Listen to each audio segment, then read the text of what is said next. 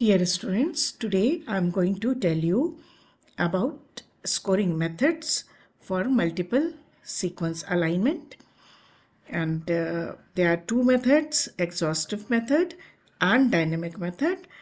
Out of these two, I am going to tell you about exhaustive methods. Here are two exhaustive algorithms.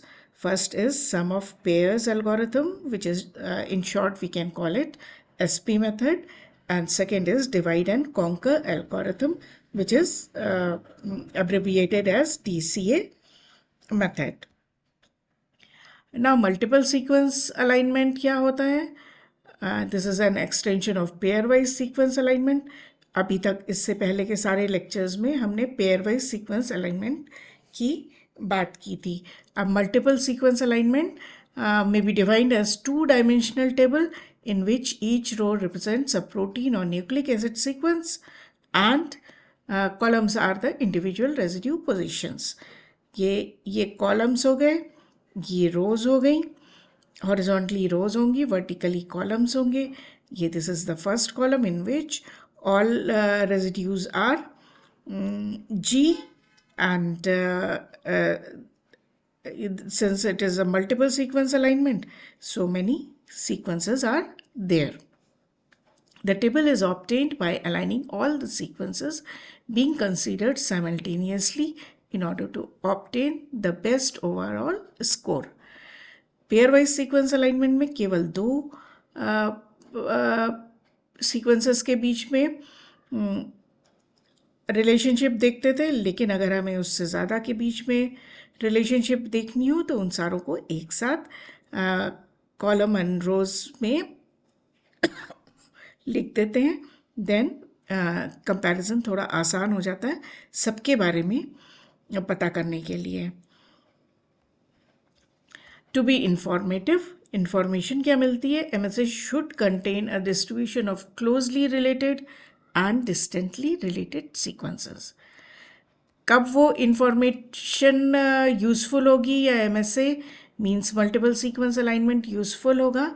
जबकि एक proper closely related और distantly related sequences का distribution सही हो. For example, ये जो information जो मिलती है उसके लिए इफ स्ट्रक्चर ऑफ वन और मोर members in the alignment is known, it is possible to predict which amino acids occupy the same spatial relationship in other proteins in the alignment, and which gene occupies same sites in nucleic acid. Which means if we know the structure of this sequence and the structure of this also, then we can predict that on position number 1 we must be having G residue. Similarly, if since it is protein sequence, but if it is a nucleic acid sequence, वहाँ पे अगर एक gene में हमें उस gene का structure मालूम है तो इट इज़ लाइकली दैट दूसरी जीन्स में भी उसी तरीके का ATGC का अरेंजमेंट मिल सकता है. Prediction of specific probes for other members of same group or family of similar sequences in the same or other organisms is also possible. किसी एक मेंबर के लिए हम कोई स्पेसिफिक प्रोब बनाते हैं. प्रोब माने किसी तरीके के डिटेक्शन के लिए कोई स्मॉल सीक्वेंस बनाते हैं जिससे कि उम्मीद है कि वो किसी सीक्वेंस को डिटेक्ट करेगा. तो फिर मल्टीपल सीक्वेंस अलाइनमेंट में एक से अलाइनमेंट में एक से स्ट्रक्चर वाले प्रोटीन्स या एक से फैमिली वाले प्रोटीन्स में वो स्पेसिफिक प्रोब कॉमन हो सकता है, दूसरे मेंबर्स के लिए भी कॉमन हो सकता है. MSA has also application in designing degenerate polymerase chain reaction primers.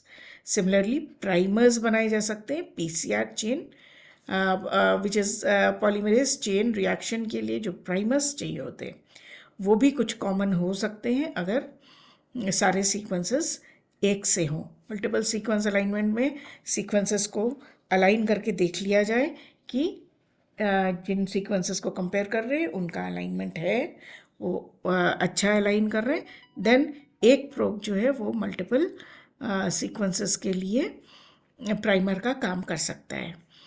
It allows the identification of conserved sequence patterns and motifs in the whole sequence family. तो अब अगर उनका बहुत ढेर सारे सीक्वेंसेस हैं और उनमें सेम कॉलम में सेम रेजिड्यूज हो रहे हैं, तो वो एक पैटर्न बना सकते हैं और उस पैटर्न को रिकग्नाइज किया जा सकता है. पैटर्न्स हो सकते हैं, मोटिव्स हो सकते हैं, और ये कंजर्व्ड भी हो सकते हैं थ्रू जेनरेशंस. तो उस तरह से कंजर्व सीक्वेंस पैटर्न्स की फाइंडिंग और आइडेंटिफिकेशन किया जा सकता है. और ये थोड़ा दिक्कत वाला है, कंजर्व सीक्वेंस पैटर्न और मोटिव्स को खाली दो सीक्वेंसेस से कंपेयर करके नहीं ढूंढा जा सकता. Many conserved and functionally critical amino acid residues can be identified. अब स्ट्रक्चर एंड फंक्शन में किसी किसी पोजीशन पे कुछ रेजिड्यूज जो है वो बहुत इम्पोर्टेंट होते हैं और इसलिए उनको कंजर्व किया गया है थ्रू एवोल्यूशन, तो उनकी पहचान हो सकती है. MSA is also an essential prerequisite to carry out phylogenetic analysis of sequence families and prediction of protein secondary and tertiary structures. So finally MSA से कि मल्टीपल सीक्वेंस अलाइनमेंट्स, या कहना चाहिए बहुत से सीक्वेंसेस को एक साथ अगर हम कंपेयर कर पाएँ तो पॉसिबल है कि उनमें आपस में एवोल्यूशन के समय का जो रिलेशनशिप है उसको एनालाइज किया जाए और उनके सेकेंडरी एंड टर्जरी, अगर प्रोटीन है तो सेकेंडरी एंड टर्जरी स्ट्रक्चर्स को पता किया जा सके. The power of multiple sequence alignment lies in ability to draw together related sequences from various species and express the degree of similarity in a relatively concise format. Different species हैं लेकिन sequences common हैं, उनमें sequences similar हैं जिनकी की definitions हम पहले ही ले चुके हैं. तो आइडेंटिकल हैं या सिमिलर हैं या किसी फंक्शनल एस्पेक्ट में वो कॉमन है, स्ट्रक्चरल एस्पेक्ट्स कॉमन है, टोटल ओवरऑल स्ट्रक्चर कॉमन है. ये सब इन सबों की इंफॉर्मेशन अगर चाहिए तो उसके लिए मल्टीपल सीक्वेंस अलाइनमेंट करना पड़ता है. नाउ कैसे बिल्ड करें, की steps in building multiple sequence alignment. Find the sequences to align. अब इसके लिए अगर प्रैक्टिस कर रहे हैं तो डेटाबेस से सर्च कर लेंगे कुछ सीक्वेंसेस या हमारे पास कहीं से सीक्वेंस का कोई और सोर्स है तो फिर उनमें लोकेट करेंगे regions of each sequence to be included in alignment. अब ज़रूरी नहीं है कि 1 to 1000 10,000 नंबर तक के रेजिड्यूज़ आपस में बिल्कुल एग्जैक्टली एक हो, तो फिर इतने बड़े बड़े सीक्वेंसेस में लोकल रीजन्स को आइडेंटिफाई किया जाता है जो कि आपस में मिलते जुलते हैं. तो उनका लोकेशन होता है, एक्सेस द सिमिलैरिटीज़, उनकी सिमिलैरिटीज़ देखी जाती हैं, उनको पेयर वाइज कंपेयर करके देख लिया जाता है बार बार कि फर्स्ट टू आपस में कहीं पे पेयर वाइज अलाइनमेंट में एक से आ रहे हैं, मतलब पोजीशन 1 to 1000 नहीं देख के पोजीशन 1 to 10 एक की देखी, दूसरे की 15 to 20 वही आ रही है. तो इस तरह से वो अलाइनमेंट में पोजीशन अलग हो सकती है लेकिन हो सकता है कि उनमें कुछ सिमिलैरिटी या आइडेंटिटी मिल जाए. Then run the multiple alignment programs. Computer program बने हुए हैं जिनको रन करना पड़ता है. उनको फिर रन करने के बाद मैनुअली भी जो रिज़ल्ट आया उसको मैनुअली भी इंस्पेक्ट किया जाता है. उनको देखना पड़ता है कि वाकई अलाइनमेंट हो पा रहा है कि नहीं, हमारा प्रोग्राम सक्सेसफुल है कि नहीं. Then the remove the sequences that appear to disturb alignment seriously and then realign remaining subsets. तो जो शुरुआत में हमने लिए अगर उनमें बहुत ज़्यादा वेरिएशंस हैं तो वो सीक्वेंसेस हटा दें हम, तो शायद बेटर अलाइनमेंट मिल जाए जो बचे हुए सीक्वेंसेस हैं उनसे. After identifying key residues in the set of sequences that are straightforward to align, attempt to add remaining sequence to the alignment so as to preserve the key feature of the family. पहले तो filter करके हटा के sequences हटा दिए, आगे पीछे कर दिया सीक्वेंसेस में के अलाइनमेंट में, कॉलम्स में ये नहीं कि नंबर 1 पोजीशन के नीचे सीक्वेंस 1 का 1 है तो सीक्वेंस 2 का भी 1 ही है, वो कोई और है अगर वो मैच कर रहा है ऊपर वाले सीक्वेंस से। इस तरह से पूरे अलाइनमेंट्स बनाए, उनको देखा कि कहाँ पे सबसे ज़्यादा प्रिजर्वेशन मिल रहा है, आइडेंटिटी मिल रही है, फिर बाकी बचे सीक्वेंसेस को आपस में रिलेट करने की कोशिश की जाएगी जिससे कि फैमिली का फीचर मेंटेन रहे। माने कि कोई सीक्वेंस है और वो किसी पर्टिकुलर फैमिली को बिलोंग करता है तो खाली उसका एक पार्ट तो नहीं लेके चल सकते, वो सीक्वेंस तो पूरा ही होगा। तो उस फैमिली के पूरे फीचर्स को भी समझने के लिए ज़रूरी है कि पूरे सीक्वेंसेस को फिर फाइनली देखा जाए। इस तरह से ये इन स्टेप्स में इनको अलाइन किया जाता है या बिल्ड की जाती है मल्टीपल सीक्वेंस अलाइनमेंट की प्रॉब्लम को।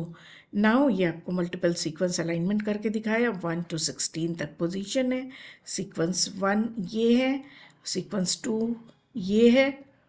अब सीक्वेंस 3 में देखिए सीक्वेंस छोटा है और उसके बीच में 3 का गैप देके अलाइनमेंट बेटर हो रहा है। फिर यहाँ पे 2 का गैप दिया गया, इसमें 1 का सिंगल गैप देने से अलाइनमेंट बेटर होता है, एंड सो ऑन। फाइनली एक कंसेंसस सीक्वेंस है। So what is consensus sequence?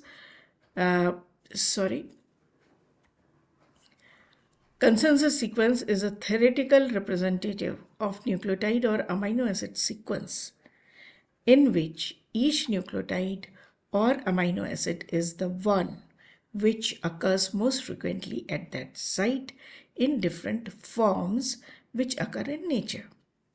The phrase also refers to an actual sequence which approximates the theoretical consensus. A known conserved sequence set is represented by a consensus sequence. अब क्या है, इतने तो हमारे actual sequences हैं जिनमें कहीं gap देके एक या एक से ज़्यादा गैप एक्सटेंशंस देके उनको अलाइन किया गया है और कोशिश की गई है कि एक से रेजिड्यूज एक कॉलम में आ जाए। जब वो आ गए तो इतनों को इंस्पेक्ट करके ये समझ में आता है कि इनसे एक फॉर्मूला जैसा बन सकता है जो कि इनको रिप्रेजेंट करे, इस मल्टीपल सीक्वेंस को, अलाइनमेंट को रिप्रेजेंट करे। ऐसा एक फॉर्मूला कह रही हूँ मैं, जिसको कि कंसेंसस सीक्वेंस कहा जाता है, तो वो निकल सकता है। तो क्या फॉर्मूला निकला इतने सीक्वेंसेस से? जी small G capital C, K small K, X capital C, X X X G, again यहाँ पे सी है बाकी एक्स एक्स है, या स्मॉल लेटर्स से इस कॉलम को रिप्रेजेंट किया गया है। तो स्मॉल लेटर का क्या मतलब है? स्मॉल लेटर का मतलब है कि है तो ज़्यादातर जी लेकिन कहीं कहीं चेंज भी है, इसलिए इसको कैपिटल जी से नहीं दिखा रहे हैं। ठीक है, तो दिस इज स्मॉल जी। सी जो है पोजीशन नंबर 2 पे, सारे सी हैं, पक्की बात है, इसलिए कैपिटल से। फिर एक्स क्या है? पोजीशन नंबर 4, 5 पे कोई भी सी, कोई भी आ सकता है, ज़रूरी नहीं है कि एक ही कोई आ रहा है। तो 4 और 5 की बात है, कोई भी रेजिड्यू आ सकता है, कोई फिक्स नहीं है कि क्या आएगा, या ज़्यादा नहीं है कि वो आएगा। फिर ये सी ही आएगा, फिर कोई भी आ रहा है, कोई भी आ रहा है, फिर को स्मॉल जी आ गया कि ज़्यादातर जी आया है, देन एन आया है ज़्यादातर, फिर एक्स एक्स है, फिर कैपिटल सी है, एन एक्स। तो ये जो है कंसेंसस सीक्वेंस इन सारे मल्टीपल सीक्वेंस अलाइनमेंट्स को रिप्रेजेंट कर रहा है। अगर कोई नया सीक्वेंस फिर आता है तो अब की हम इससे उसको कंपेयर करेंगे।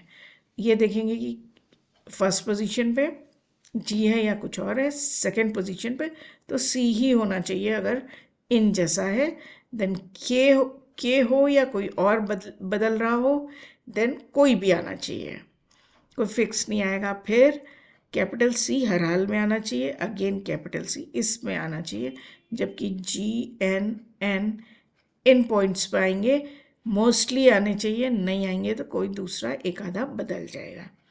ठीक है, तो ये है इसका मीनिंग। हम इधर भी पढ़ लेते हैं। If same residue occurs in a column, upper case letter is use. If a particular residue occurs most of the times, lowercase letter is used. If several residues with equal number are present, all are mentioned with small n. And if distribution in a column is random, the alphabet X is used. Okay. Dashes show indels. Indels माने insertion and deletions का short form है indels, that is insertion in one sequence and or deletion in other sequence.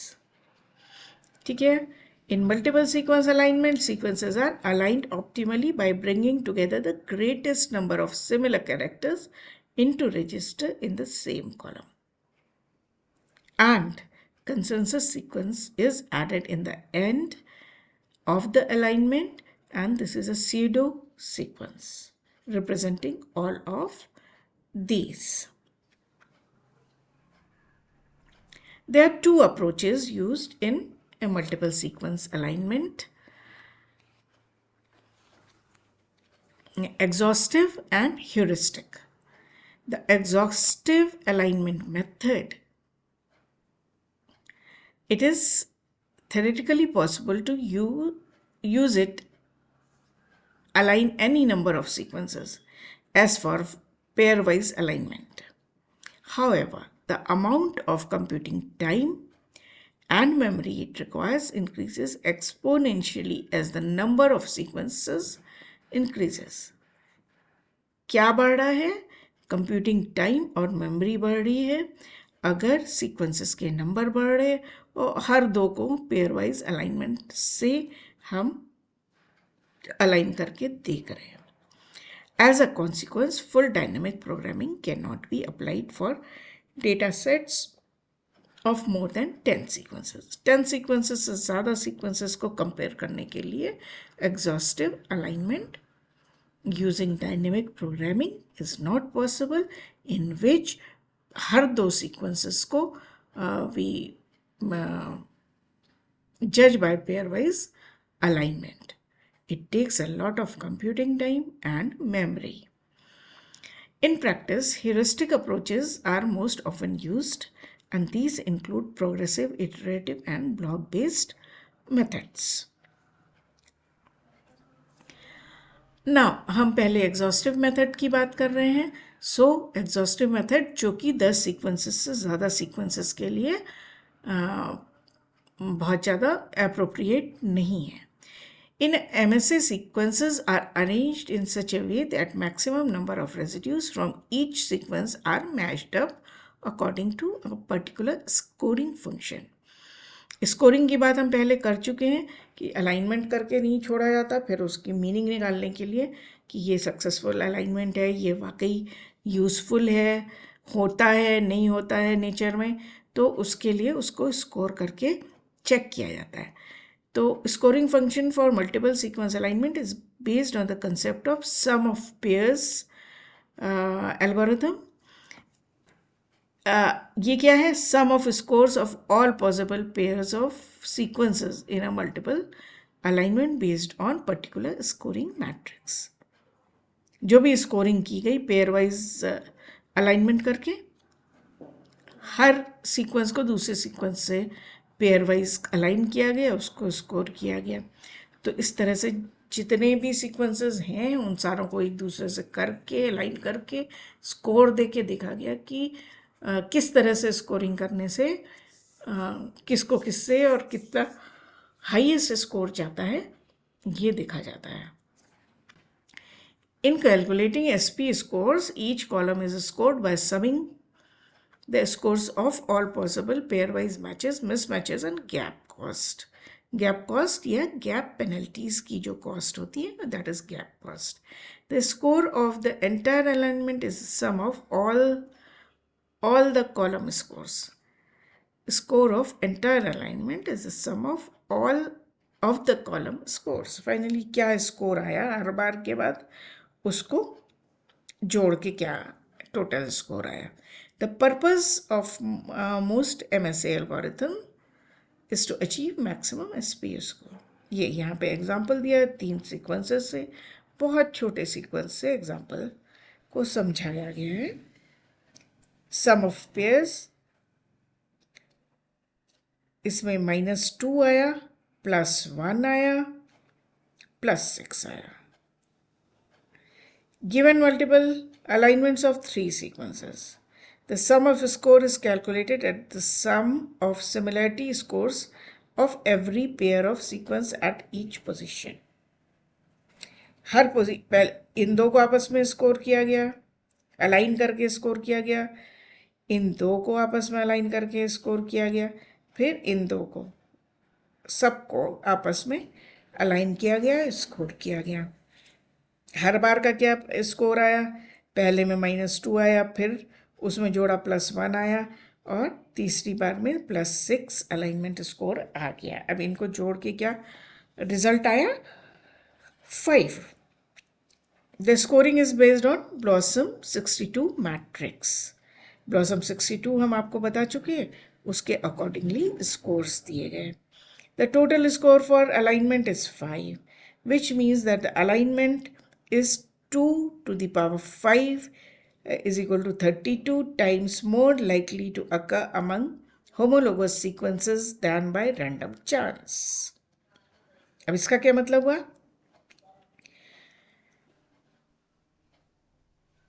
ये जो है 32 times more likely है कि ये homologous sequences है. ऐसा नहीं है कि बाई चांस इनमें मैचिंग मिल गई है. इस 5 स्कोर, ये अगेन क्या थ्रेशोल्ड रखना है, कैसे स्कोर को इंटरप्रेट करना है, वो ब्लॉसम मैट्रिक्स क्या ली है, हमारी दूसरी कंडीशंस क्या है, उससे ये तय होता है कि अगर 5 आया तो उसका मीनिंग क्या है. तो हर 2 पेयर्स को आपस में पेयर वाइज अलाइनमेंट करके चूँकि स्कोर किया गया टू द पावर 5 जो कि टोटल स्कोर आया, तो उसका मतलब हुआ 32 टाइम्स. अब 32 जो है वो अबव थ्रेशोल्ड है. अबव थ्रेशोल्ड का क्या मतलब है कि ये भी फिक्स किया जाता है कि कितना स्कोर आएगा तब वो होमोलोगस सीक्वेंसेस को शो कर रहा है, अदरवाइज वो बाय रैंडम चॉइस हो सकता है. अगर ये 1-1 होता तो हो सकता था बाय रैंडम चॉइस की कोई 2 सीक्वेंसेस एक से हो गए, वो होमोलोगस अदरवाइज नहीं है. तो ये स्कोरिंग का फ़ायदा होता है कि ट्रू होमोलोगस को पता किया जा सकता है. इसके लिए कंप्यूटिंग के लिए ये फॉर्मूले यूज़ होते हैं. Compute the sum of pairwise scores, जो अभी पहले देखा है. यहाँ पे MIK is a character of kth sequence in the ith column. S is the sequence substitution matrix. S माने कि कोई सी substitution matrix like blossom 62 use की गई. Scoring and alignment of partial alignments, फिर उसके बाद पार्शियल अलाइनमेंट्स भी हुए, उनको स्कोर किया गया है. Recall the sum of pairs score for column I. तो ये S, ये फॉर्मूला यूज़ किया गया. Here let 1 to n represent sequence from the first alignment. Let n plus 1 to n represent sequences from the second alignment. N denotes total number of sequences. Alignment at column I can be written as within first alignment, within second alignment, between 2 alignments. ये जो different sequences को आपस में हम pair wise align करके score कर रहे हैं, उसको इस फॉर्मूले से भी सॉल्व कर सकते हैं. और जो फाइनल स्कोर आएगा that is sum of pairs score. Now, second method, scoring for MSA by exhaustive method, which and second method is divide and conquer algorithm. This is a web based program. इस server पे आपको मिल सकता है. It is in fact a semi-exhaustive because certain steps of computation are reduced to heuristic ticks. तो इसमें semi exhaustive है, हर कुछ वैसा नहीं किया जाता, कुछ शॉर्टकट्स भी लिए जाते हैं. It works by breaking each of the sequence into 2 smaller sections. Breaking points are determined based on regional similarity of the sequences. If the sections are not short enough, further divisions are carried out. When the length of sequences reach a predetermined threshold, dynamic programming is applied for aligning each set of subsequences. The resulting short alignments are joined together head to tail to yield multiple alignment of the entire length of the sequence of all sequences. This algorithm provides an option of using more heuristic approach. Fast TCA to choose optimal cutting points so that it can be more rapidly handle a greater number of sequences. It performs global alignment and requires the input sequences to be of similar lengths and domain structures. Despite the use of heuristic, the program is still extremely computationally intensive and can handle only data sets of very limited number of sequences. इसलिए इसको exhaustive method में रखा गया है कि ये बहुत ढेर सारे सीक्वेंसेस को नहीं हैंडल कर सकता, क्योंकि जितने भी सीक्वेंसेस हैं उनको फिर से तोड़ तोड़ के इसमें अलाइनमेंट्स किए जा रहे हैं. ये इसका मतलब क्या है, जो कुछ भी पढ़ा हमने उसको फिर से देख लीजिए. हमारी प्रॉब्लम है, प्रॉब्लम को हम डिवाइड करके सब प्रॉब्लम में कर रहे हैं, फिर सॉल्व कर रहे हैं. यहाँ पे मतलब यहाँ पे स्कोरिंग कर ले रहे हैं, फिर इधर वाले को इधर से कर रहे हैं, इधर वाले को भी कर रहे हैं, और फिर दोनों को सारों को कंबाइन करके प्रॉब्लम का सल्यूशन, पूरी प्रॉब्लम का सल्यूशन मिल गया. अब ये कैसे है, जैसे कि सीक्वेंस इतना लंबा है, इसको हमने ब्रेक कर लिया. 543 इधर चला गया, 761 इधर आ गया, ये अभी भी बड़ा है तो इसको और छोटा किया. 7 और 6 इधर आ गया, 1 ये आ गया, 4 5 इधर आ गया एंड 3 इधर आ गया.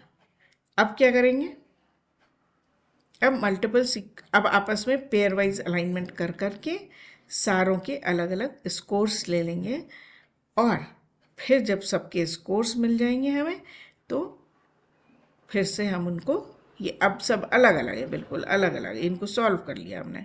छोटे छोटे सीक्वेंसेस हैं, सब सीक्वेंसेस हैं. यहाँ पे सब प्रॉब्लम लिखी है, ये सबसे छोटी सब प्रॉब्लम है. देन उसको जोड़ा, फिर उसको जोड़ा और जोड़ा और जोड़ा, हर स्टेज पे कुछ कुछ स्कोर्स बढ़े, अल्टीमेटली पूरे को हेड टू टेल जोड़ के फिर देखा गया कि नेट टोटल स्कोर क्या आ रहा है. This is how it is divided and conquered, means कि ये इनका सल्यूशन मिला, एंड देन फाइनली आपने सबको कंबाइन करके एक रिजल्ट दे दिया. This is the method of divide and conquer, and this is all for today. Thank you. I hope you understood everything whatever I have said, and if you like it, please share it, subscribe it and share it.